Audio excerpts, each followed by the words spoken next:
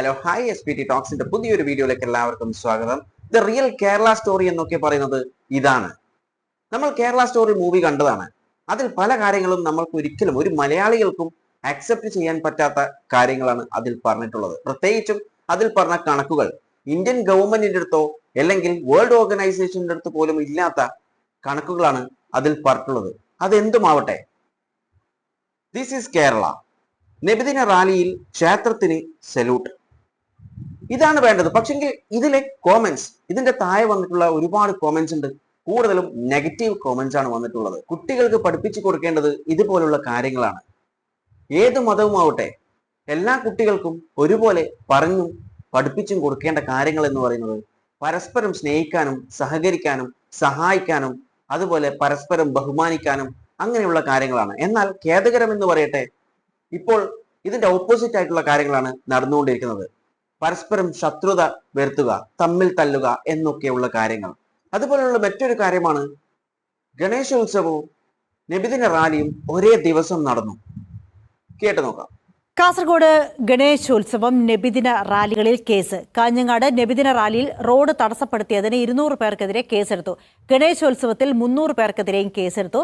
വിശദാംശങ്ങൾ മനു മാത്യു നൽകും. മനു, പറയൂ.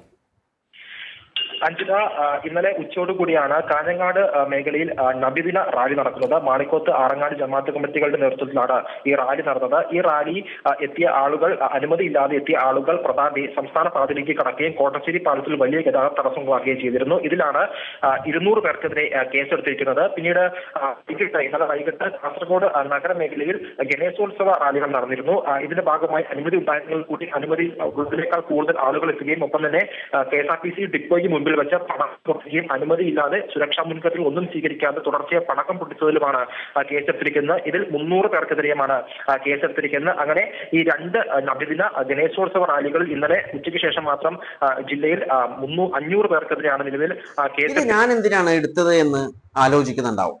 ഞാൻ ഇത് എടുക്കാനുള്ള കാരണം എന്ന് പറയുന്നത് ഇതിന്റെ കോമന്റ് ബോക്സ് ആണ്. ഇതിന്റെ കോമന്റ് ബോക്സിൽ മുഴുവനായിട്ടും പൊളിറ്റിക്കൽ പാർട്ടി റാലി നടത്തുന്നുണ്ടല്ലോ, അതിനെതിരെ എന്താണ് കേസെടുക്കാത്ത എന്നുള്ളതാണ്. ഈ 2 ഇൻസിഡന്റ്, അതായത് റാലി, നബിദിന റാലി എന്ന് പറയുന്നത് പെർമിഷൻ ഇല്ലാതെയാണ് നടത്തിയിട്ടുള്ളത്. അതുകൊണ്ട് തന്നെ അതിൽ കേസെടുത്തു.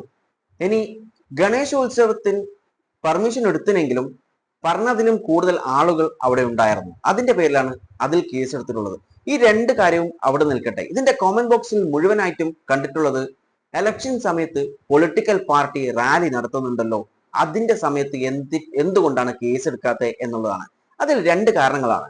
ഒന്നാമത്തെ കാരണം എന്ന് പറയുന്നത്, ഞാൻ പറഞ്ഞു, ഈ പൊളിറ്റിക്കൽ പാർട്ടി ഒരു റാലി നടത്തുമ്പോൾ അതിന് പെർമിഷൻ എടുക്കും. കൃത്യമായിട്ടുള്ള പെർമിഷൻ എടുത്തതിന് ശേഷം, പെർമിഷൻ കിട്ടിയതിന് ശേഷം മാത്രമേ ഇതിലേക്ക് ഇറങ്ങുകയുള്ളൂ. കാരണം ലോ ആൻഡ് ഓർഡർ ഇഷ്യൂസ് ഉള്ളത് കൊണ്ട് തന്നെ പെർമിഷൻ എടുക്കും. ഇതിൽ ഞാൻ പറഞ്ഞു, നബിദിന റാലിയിൽ പെർമിഷൻ എടുത്തിട്ടില്ല. ഇനി രണ്ടാമത്തെ കാര്യം എന്ന് പറയുന്നത്, ഈ എലക്ഷൻ സമയത്തുള്ള റാലിയൊക്കെ കൺട്രോൾഡ് ആണ്. അതായത് അത് റെഗുലേറ്റ് ചെയ്യുന്നുണ്ട് election commission by model code of കണ്ടക്റ്റിലൂടെ. അതുകൊണ്ട് ഇത് രണ്ടും രണ്ടാണ്. ഇനി ഇലക്ഷൻ സമയത്തല്ലാതെ പൊളിറ്റിക്കൽ പാർട്ടി നടത്തുന്ന റാലികൾ, ഇതിനൊക്കെ കൃത്യമായിട്ടുള്ള പെർമിഷൻ എടുത്തിട്ടുണ്ടാവും.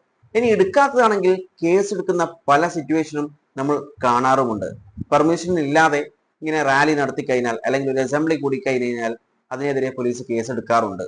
അത് പൊളിറ്റിക്കൽ പാർട്ടി നോക്കാറൊന്നുമില്ല. പൊളിറ്റിക്കൽ പാർട്ടി നോക്കാതെ തന്നെ കേസെടുത്ത കാര്യങ്ങളും നമ്മൾ ന്യൂസസിൽ വായിക്കുന്നതാണ് അല്ലെങ്കിൽ കാണുന്നതാണ്. പ്രവാചകൻ പറഞ്ഞിട്ടുള്ളത് വഴിയിൽ തടസ്സങ്ങൾ സൃഷ്ടിക്കാൻ വേണ്ടിയല്ല, തടസ്സങ്ങൾ മാറ്റാൻ വേണ്ടിയാണ് എന്നുള്ളൊരു കാര്യം ഓർക്കുന്നത് നല്ലതായിരിക്കും.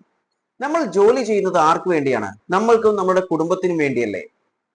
500 ദിവസത്തിൽ അധികമായി പെട്രോൾ വിലയിൽ എന്തെങ്കിലും തരത്തിലുള്ള ഒരു മാറ്റം വന്നിട്ട്, അതുപോലെ ക്രൂഡ് ഓയിലിന്റെ വില അന്താരാഷ്ട്ര വിപണിയിൽ കുറയുമ്പോൾ ഇന്ത്യയിൽ പെട്രോളിന്റെയും ഡീസലിന്റെയും വില ഉയരാനുള്ള കാരണം എന്താണ്? ഇതൊക്കെയുള്ള ഒരു ഡീറ്റെയിൽ ആയിട്ടുള്ള ഒരു വീഡിയോ ആണ് അടുത്ത എൻ്റെ വീഡിയോ എന്ന് പറയുന്നത്. കാണണമെന്നുള്ള ആളുകൾ ചാനൽ ഒന്ന് സബ്സ്ക്രൈബ് ചെയ്യുക. ഈ വീഡിയോ ഇഷ്ടപ്പെട്ടിട്ടുണ്ടെങ്കിൽ ലൈക്ക് ചെയ്യാനും ഷെയർ ചെയ്യാനും മറക്കല്ലേ. And thanks for watching me and stay tuned for another video. Okay, thank you.